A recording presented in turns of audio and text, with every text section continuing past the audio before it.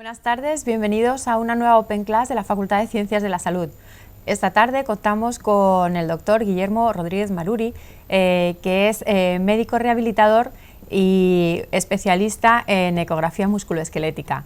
Él nos va a contar pues todo lo que es referente al uso clínico de esta tecnología y cómo podemos aplicarlo a los distintos profesionales sanitarios que quieran emplear esta tecnología en su día a día. Muchísimas gracias, Guillermo, por estar con nosotros hoy y bueno, pues cuando quieras podemos dar comienzo. Muchas gracias por invitarme. Bien, pues vamos a revisar así de una manera como general, sin entrar en detalles, porque creo que no sería el objetivo de esta charla, un poco las utilidades, los porqués de la ecografía musculoesquelética con el índice que veis, ¿no? ¿Qué es? ¿Para qué usamos? ¿Por qué hay que usar la ecografía en la patología musculoesquelética? ¿Por qué es beneficioso? ¿Cuáles serían sus indicaciones principales? Así dicho de una manera general, ¿no? Como de ubicación general. ¿Cuáles serían las limitaciones? Que también es importante saberlo, porque todos sabemos que hay un montón de técnicas de imagen y cada una tiene sus utilidades y sus limitaciones, como la ecografía. ¿Cuál sería su papel en la integración en la práctica clínica? Que esto sí es algo muy particular de la ecografía, a diferencia de otras técnicas pues, más farragosas, escáner, resonancia magnética, que exigen ir a la prueba un día determinado, que no es una cosa que puedas hacer en la consulta como la eco, y lo mismo el intervencionismo, ¿no? Que también es muy particular de la ecografía. Uno de sus beneficios con respecto a otras técnicas. La ecografía musculoesquelética, ¿por qué? ¿No? ¿Por qué usarla? Pues es fácil ir dando un montón de porqués así a bote pronto, ¿no? Porque es portátil, que eso la diferencia de todas las demás. Porque es asequible económicamente para un servicio, para una clínica o incluso para un médico personal o para un fisioterapeuta individual.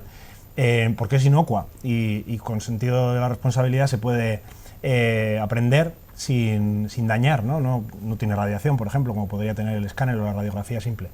Es integrable en la consulta, permite el intervencionismo, ya lo hemos mencionado, es dinámica, también es una característica muy particular de la ecografía, se pueden ver estructuras en movimiento, es inmediata, ¿no? Eso iría ligado un poco a lo integrable en la consulta.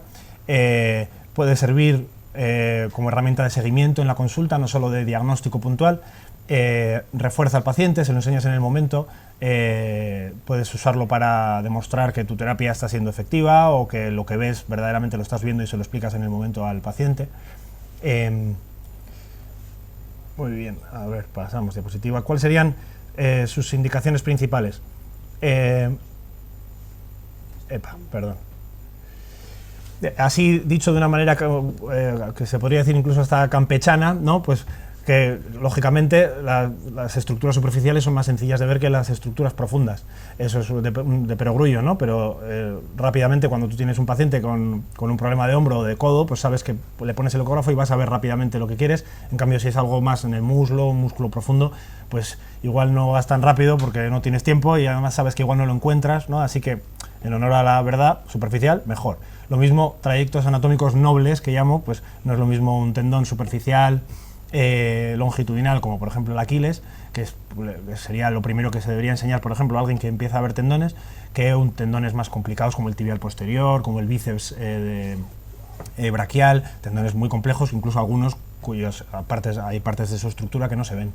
Regiones cómodas para médico y paciente, esto también es como en honor a la verdad, digamos, ¿no? Porque pues, los problemas de aductores o de cadera en un paciente, por decir, pues obligan a desnudar al paciente completamente, además son estructuras profundas, muchas veces esas zonas están peor estudiadas ecográficamente pues por ser eso, regiones más incómodas.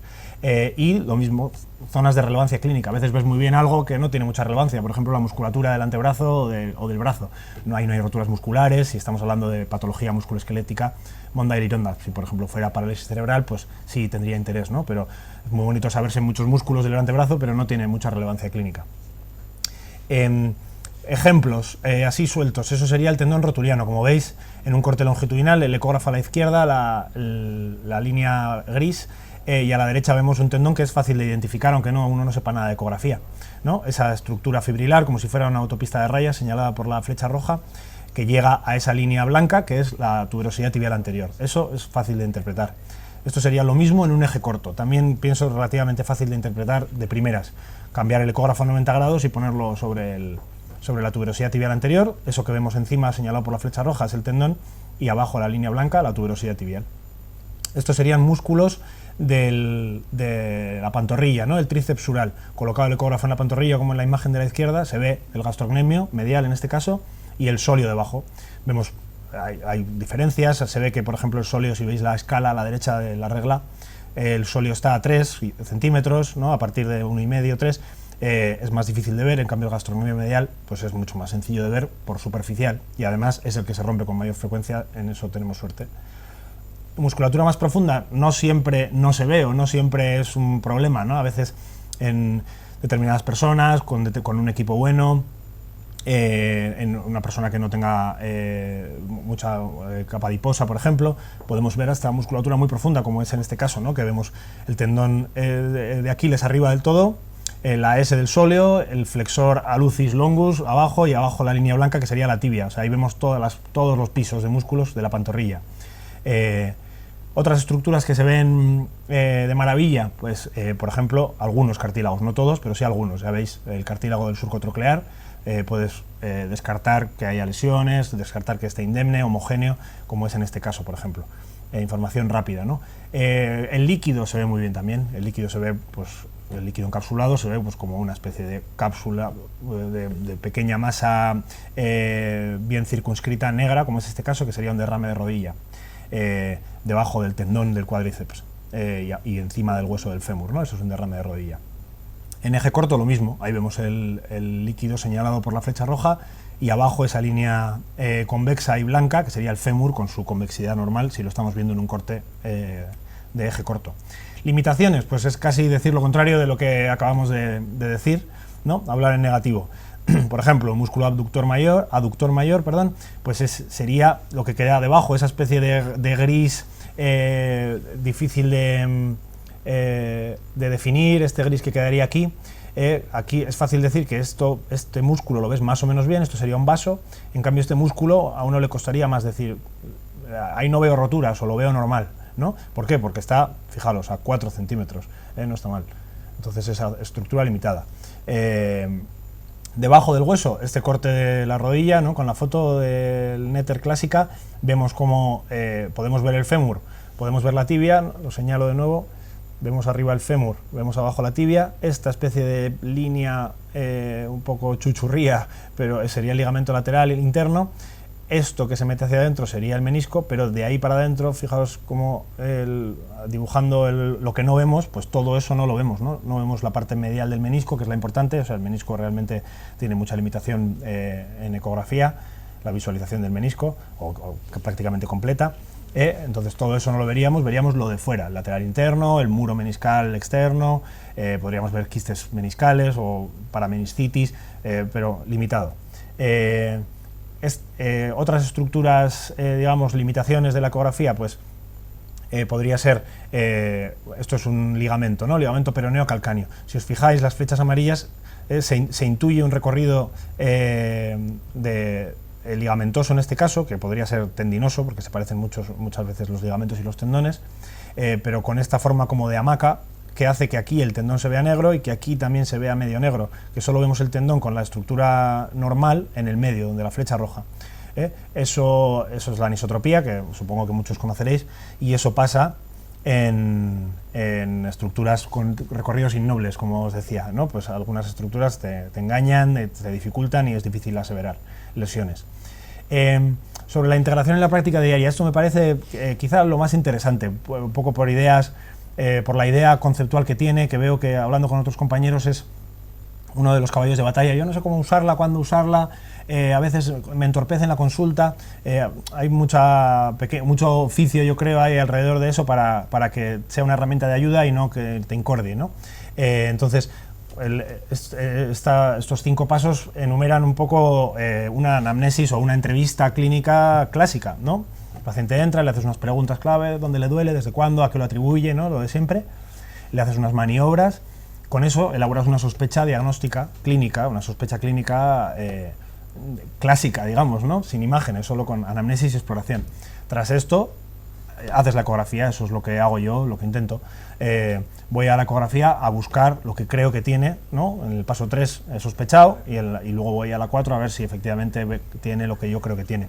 Después de eso, planteamiento terapéutico. Entonces, dicho de otra manera, sería algo como esto, ¿no? Basándonos en nuestra sospecha, preguntas y maniobras, hago una eco. ¿Apoya mi diagnóstico? Sí, estupendo, esta flecha se ha volteado. ¿Apoya mi diagnóstico? Sí, pues le planteo un tratamiento. ¿No lo apoya? Pues rediagnostico, ¿no? Me vuelvo al paso de atrás, pienso otra cosa, o pido otras pruebas, ¿no? No siempre la ecografía lo soluciona, o sé lo que tiene y yo no lo puedo solucionar, ¿no? Veo que tiene, pues por decir una tontería, yo soy rehabilitador, ¿no? Pues veo que tiene una fractura, una rotura tendinosa, una rotura de Aquiles traumática, y pues eso es quirúrgico, hay que mandárselo al que toca. Además, en esa pestaña que pongo de rediagnóstico, me parece un punto importante a mencionar, porque es una manera de aprender solo, ¿no? Tú sospechas, haces una eco, mira, he acertado, ¿no? Es una manera muy interesante de aprender en la consulta, la hace más interesante. También, realmente dicho de otra manera, es lo mismo que acabo de decir, ¿no? Es una especie de razonamiento continuo. La ecografía tiene su papel, ¿no? En los recuadros amarillos. Inicialmente tienes unas preguntas, un paciente de un sexo y una edad, ¿no? Le haces unas maniobras ligamentosas, articulares, etcétera, y luego le haces unas pruebas complementarias, casi siempre la ecografía, que ya la tienes, y pides las que necesitas. Una placa simple, igual la trae ya, una reso, si ves que es necesario, muchas veces te la ahorras. Conocer las indicaciones es importante también para no columpiarte, para no pedir pruebas de más y tampoco de menos, ¿no? Tras esto, el tratamiento, ¿no? Pero este razonamiento continuo en el que os insisto es la manera en la que yo creo que a la ecografía se le saca el mayor rendimiento. Bien, vamos a poner un ejemplo aquí en la charla de patología de codo. Del hombro lo dejamos para más adelante, aunque os pongo un par de diapositivas interesantes. Básicamente, si algunos habéis hecho ecografía de hombro, veréis, ¿no? los cortes clásicos, siempre decimos, ¿no? En ecografía, cuando uno lee un artículo, comenta cortes ecográficos, los cortes son eje corto y eje largo, no es como en el escáner o la resonancia axial, transversal, coronal y sagital. Nosotros vemos la estructura que sea en eje corto o en eje largo. Es un tendón en el eje largo, ¿no? Lo vemos como alargado, como un tendón en su eje longitudinal, o como un corte transversal. Y eso simplifica un poco. Y es la manera, por ejemplo, en este caso, esto sería el tendón del supraespinoso, vemos el corte a la izquierda con el ecógrafo puesto a lo largo y vemos el tendón a lo largo insertándose en toda la superficie del troquíter. Esto, en cambio, sería en eje corto. Si os fijáis, el ecógrafo, vuelvo atrás, este ecógrafo está puesto a lo largo, este está puesto en el eje corto, por eso es más corto, por eso pretendo. Y la línea verde hace un corte al tendón del supra y estamos mirando desde la flecha roja. De esa manera vemos el tendón a la derecha, la foto ecográfica, como si estuviéramos viendo el tendón viniendo hacia nosotros, ¿no? Ese sería un eje corto del tendón del supraespinoso. En el epicóndilo lateral, lo mismo. Buscamos la anatomía ósea, que es uno de los trucos también clásicos, buscar el hueso que sustenta las estructuras o que está debajo de las estructuras que queremos ver. En este caso, yo siempre me ubico, como pongo aquí en la flecha roja, en la punta del epicóndilo, y sé que a partir de ahí todo lo que se quede encima de este tobogán, de este valle que hace el epicóndilo, es el ligamento, el tendón, común de los extensores. Hay una pequeña distinción, a veces difícil de ver, entre el ligamento colateral radial y el tendón que queda encima, y la cabeza del radio, que ahora veremos con el ejemplo de María, que es fácilmente distinguible. Este es el eje largo del tendón. El eje corto del tendón es un poquito más desagradecido. Esta sería la visión ecográfica del epicóndilo en eje largo, y el eje corto sería esta, ¿no? Colocamos el transductor encima, pero en transversal, como está puesto aquí, y vemos el tendón como si fuera eso, una loncha, ¿no? Como si fuera una loncha de chorizo cortado así, mirándola de frente. Al lado tenemos el músculo braquiorradial, que nos ayuda a ubicarnos anatómicamente. La imagen sería esta. Una gran sombra acústica que daría todo el hueso, todo esto sería sombra acústica, el tendón encima, y esta estructura de aquí muscular, el tendón braquiorradial. Una mención así de paso al intervencionismo, que sería un poco el siguiente paso a seguir una vez que uno controla el diagnóstico o que tiene la consulta medios, sería empezar a hacer procedimientos. Hay procedimientos que se podrían, así digamos de manera somera, clasificar en sencillos: infiltraciones guiadas por eco, por ejemplo una infiltración subacromial, como el caso de la foto que vemos, ¿no? El paciente tumbado, aprendes un poco las posiciones, la esterilidad que hay que tener. No es una cosa especialmente complicada, hay que saber hacerla bien como todo, pero no es una cosa especialmente complicada. Infiltraciones en la bursa subacromial, ese sería un ejemplo. O procedimientos un poco más complejos, por ejemplo un lavado de calcificaciones, ¿no? En el mismo tendón que infiltrábamos antes su bursa, pues lavar una calcificación. Este procedimiento, a veces y otros procedimientos más complejos, lo que podríamos llamar eso, procedimientos guiados por eco o técnicas guiadas por eco avanzadas o complejas, exigen en ocasiones un poco más de esterilidad, preparar un campo un poco mejor, sin salirnos del ámbito de la consulta o del ámbito quizá idealmente de una sala de procedimientos, pero bueno, si las cosas están bien organizadas se podría hacer en la misma consulta con seguridad. Este tipo de procedimientos, pues eso, llevan más tiempo, pueden complicarse un poquito más, que el paciente se marea, quizá tener algo de medicación un poco preparada, exigen a veces más agujas, sin ser nada especialmente complicado, ¿no? o el acabose. Yo creo que habría que empezar por infiltraciones guiadas por eco y luego pasar a este tipo de procedimientos, como por ejemplo este que os pongo aquí, lavado de calcificaciones. Aquí veis otra imagen. Llevar con la punta de la aguja hasta la calcificación, previamente anestesiando un poco el espacio subacromial para que no moleste, y con una aguja un poco más gruesa, ¿no? Una intravenosa de 18 Gs, de 4 centímetros en general, intentar llegar al centro de la calcificación, insuflar suero fisiológico en medio de la calcificación para debilitarla y a veces aspirar el contenido, a veces simplemente fragmentarlo y con eso se soluciona. Es una técnica de bastante éxito, ¿no? Un porcentaje de éxito alto en las calcificaciones, no todas, pero muchas se resuelven así, con pocas complicaciones. Conclusiones, y hacemos el ejemplo del codo.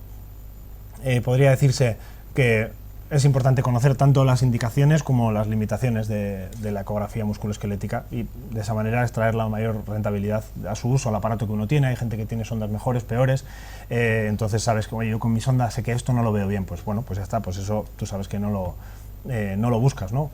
A la hora de pensar un poco en la rentabilidad, en darle la mayor practicidad al aparato y que no entorpezca, sino ayude, como decía antes. Otra conclusión sería que efectivamente la eco es una herramienta accesible e integrable en la actividad clínica, en el día a día. Quizá esta es la única herramienta que tiene esas características de diagnóstico por imagen, que puede facilitar, mejorar y acelerar los tratamientos, ¿no? de nuestros pacientes. Y por último, los diferentes profesionales de la salud. Este es un terreno relativamente nuevo, relativamente porque no es de hace 2 años, algo más, pero es verdad que en la patología musculoesquelética está en un momento de expansión y de definición. Creo que todo profesional, desde médicos a fisios, enfermeros, enfermeras, tienen un hueco para el uso de la ecografía, usándolo de manera adecuada, con responsabilidad, también digamos con ganas y con valentía, pero con responsabilidad. Las dos cosas son compatibles, yo creo. Muy bien, pues hacemos un ejemplito. Bueno, ahora vamos a poner en práctica una de las de los 2 ejemplos prácticos que ha puesto Guillermo. En codo, es el que vamos a ver, es en codo, y yo me he ofrecido voluntaria muy amable hacer de paciente sano. Muy bien. Ya le he dicho que... Entonces, acércame el gel, por favor. Sí, voy a acercar. Vamos a ver que se vea bien la pantalla. ¿Se ve? ¿Sí? Estupendo. Vale, vamos a intentar básicamente enseñar el codo en el eje, el tendón común de los extensores en el eje longitudinal y en el eje transversal. por ejemplificar una de las estructuras que hemos comentado en la práctica. Yo utilizo referencias óseas como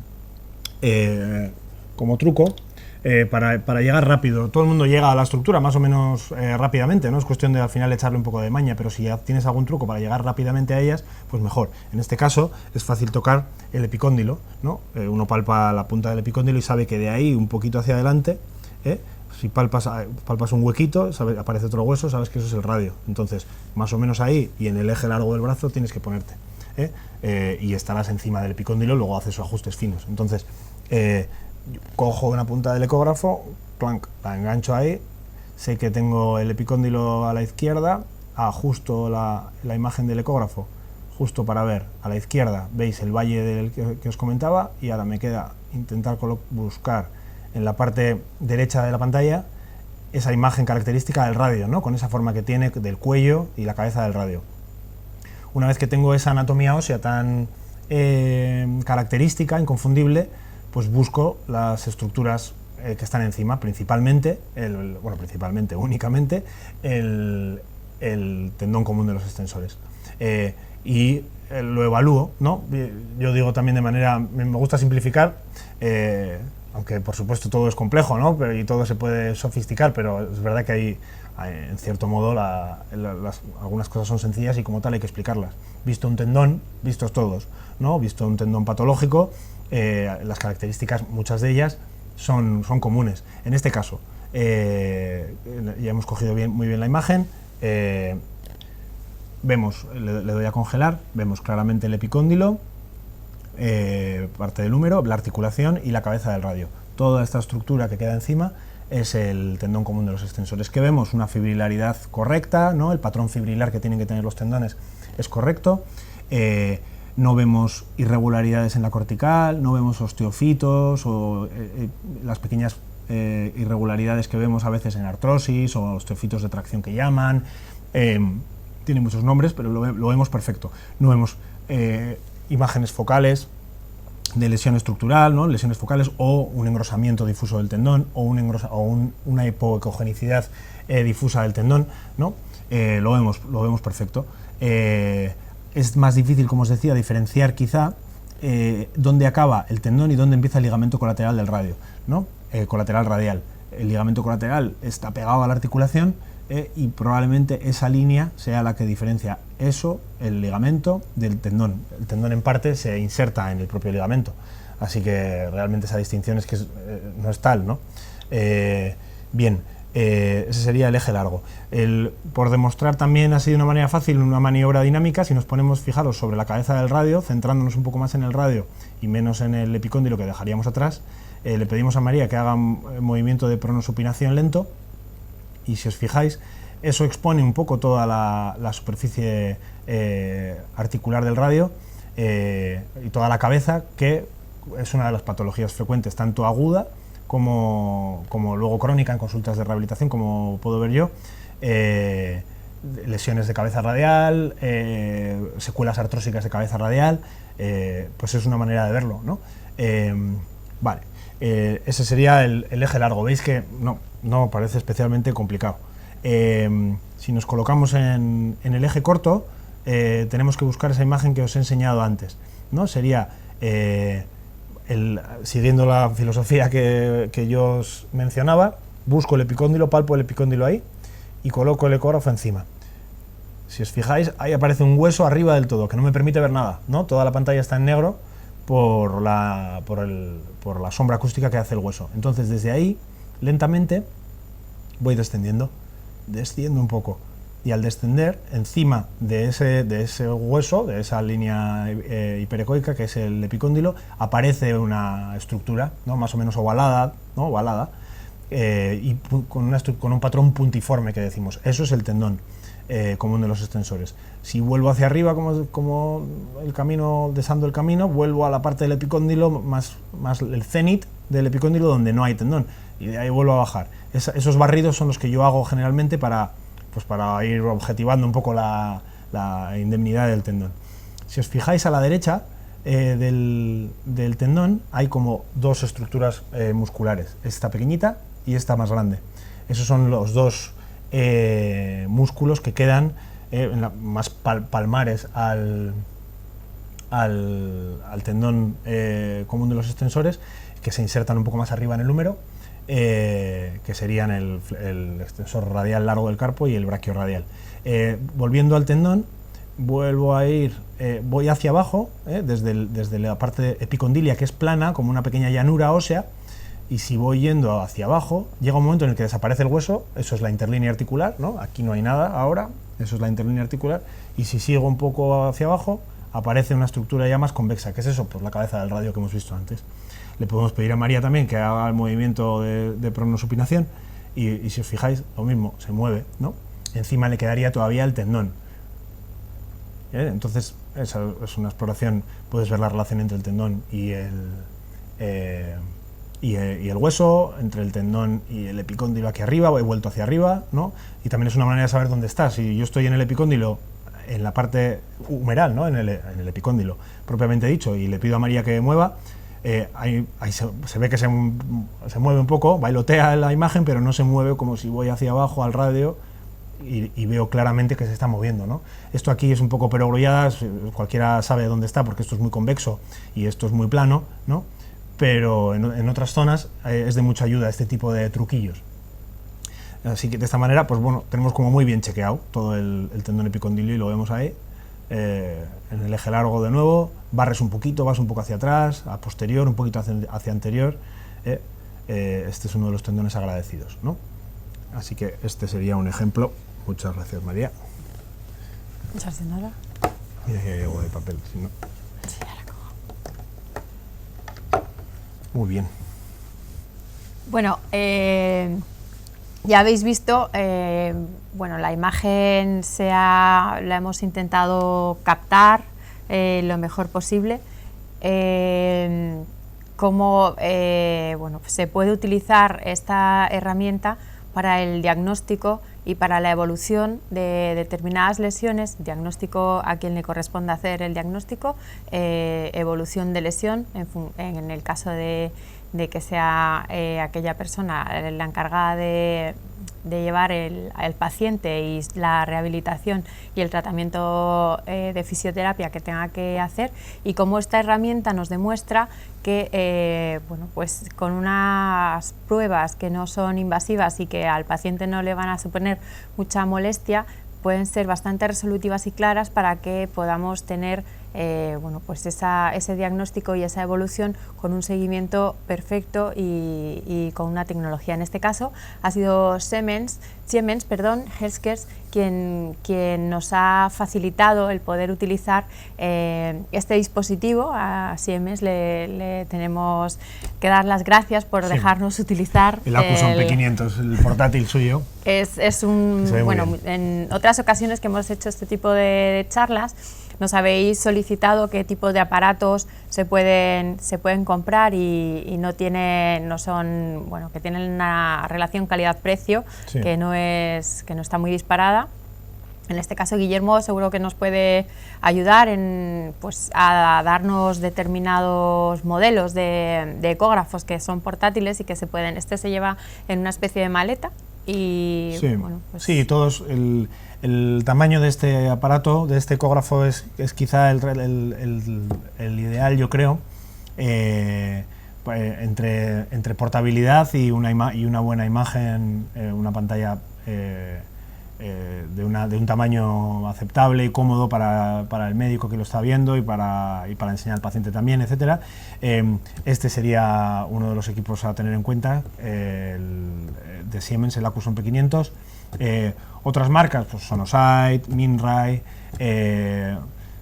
Yo conozco de los portátiles, no conozco demasiados. Los Sonosite son los clásicos muy resistentes, con pantallas más pequeñas. El equipo puede tener pros y contras. Luego hay marcas quizá más económicas, como os digo, tipo Minray. Equipos de contrastada fiabilidad, pues este sería uno de ellos, ¿no? El Acuson P500. Nos pregunta David que si hay una distensión muscular, una pues, imagen de distensión muscular. Sí, hombre, rotura pequeña, querrás decir, aquí no tengo, pero si me das tu correo te envío imágenes, claro, y algún artículo, lo que quieras. No sé si aquí ahora mismo no tengo, porque aquí solo tenemos volcada la charla, y si apuntas mi correo electrónico, te lo escribo aquí si quieres. Sí, nos preguntaba perfecto, también... tengo el tuyo ahí, muy bien. Luego lo ponemos. Nos preguntaba también Juan José, a lo largo de tu exposición, que si los fisioterapeutas se podía hacer, cuando has hablado del lavado de calcificaciones, sí, que si los fisioterapeutas también podían hacer ese tipo de procedimientos en consulta. Pues yo soy muy, digamos, abierto con respecto a quién hace qué, y pienso que trabajo codo con fisios y estoy totalmente a favor de técnicas invasivas, ¿no? De la fisioinvasiva que decís vosotros, tipo la punción seca, tipo la EPI o la EPTE, por supuesto el uso de la ecografía. Quizá procedimientos como el lavado de calcificaciones que exigen medicación, mi opinión es que lo tiene que hacer médicos. Todo lo que exija medicación, a priori pienso que puede ser un poco una de las barreras que podrían separar un poco lo que hace un médico y lo que hace un fisio. Luego hay otras técnicas, por ejemplo las ondas de choque, sé que hay muchos fisios que las hacen, yo creo que todo se puede hacer con responsabilidad. Yo no tengo una opinión tengo una opinión un poco incorrecta de todo esto, pero por ejemplo el lavado de calcificaciones yo diría que es más terreno de los médicos. Y bueno, Tomás nos pregunta si ecográficamente se pueden observar las lesiones del que practica tenis. Hombre, claro. En el ensayo me ha dicho que tenía codo de tenista. No, le he dicho que veríamos el clásico codo de tenista o la zona anatómica del clásico codo de tenista. Hombre, claro, se pueden ver las lesiones de tenis producidas por el tenis si hay lesión, claro. Las lesiones clásicas del tenis son pues, antebrazo sobre todo, hombre, también rodilla, claro, pero sobre todo antebrazo, ¿no? El codo de tenista, y lesiones de muñeca muy habituales en tenistas también. La muñeca hay cosas que se ven y cosas que se ven peor. Las lesiones, yo qué sé, lesiones ligamentosas del carpo también bastante habituales, o radiocarpianas, el fibrocartílago triangular muy típico en tenistas, eso es más difícil de ver en ecografía, por ejemplo. También cualquier ecógrafo funciona así. Para evaluar una lesión musculoesquelética. Ya los ecógrafos de ahora, los ecógrafos portátiles tienen una solvencia, yo creo que digamos suficiente para determinadas estructuras. Por ejemplo, el hombro superficial, unos tendones relativamente fáciles de acceder a ellos, quiero decir, no es lo más fácil, es más fácil ver el tendón rotuliano o el Aquiles, pero estructuras tendinosas superficiales con cualquier ecógrafo puedes verlo dignamente. Por supuesto, luego hay aparatos y aparatos, ¿no? El Doppler, la sensibilidad del Doppler, y luego lesiones. Si quieres ir al detalle necesitas un aparato mejor, y si quieres ir a estructuras más profundas, por ejemplo, si tú eres médico o fisio de un equipo en el que haya un montón de lesiones del miembro inferior, y es que yo veo un montón de roturas de aductores porque trabajo con gimnastas, por ejemplo, que se hacen gestos muy bruscos, muy exagerados de separar las piernas y siempre se lesionan los aductores. Pues ahí necesitas una sonda más profunda probablemente si quieres hacer el buen trabajo. Bueno, Daniel también nos pregunta, además del drenaje a nivel intraarticular, a nivel de radiología intervencionista, ¿qué nivel? ¿Y cómo se podría realizar un adecuado bloqueo guiado por ecografía? Pues bueno, sí, eso es otro de los terrenos preciosos de la ecografía intervencionista, un terreno muy desarrollado por los anestesistas, claro, los bloqueos nerviosos, luego el uso de anestésicos locales, bloqueos, anestesia locorregional, todo lo que ellos hacen pues, para minimizar el dolor y la anestesia general en cirugías o la carga de medicación que se les pone a los pacientes, y luego, digamos, otro tipo de especialistas, por ejemplo, rehabilitadores, reumatólogos, médicos de familia, traumatólogos, que hagamos procedimientos en extremidades. A veces te interesa realizar un bloqueo para que el procedimiento duela menos y va a durar más tiempo, o hacer bloqueos nerviosos analgésicos, típico el nervio supraescapular en el hombro, por ejemplo. ¿Y cómo se hacen? Pues aprendiendo la técnica, leyéndose el artículo de que toca o que te lo enseñe alguien y conociendo la anatomía. Los nervios no son lo más fácil de ver. Pues muchísimas gracias, Guillermo, que te hemos robado tus minutillos. ¿Qué va?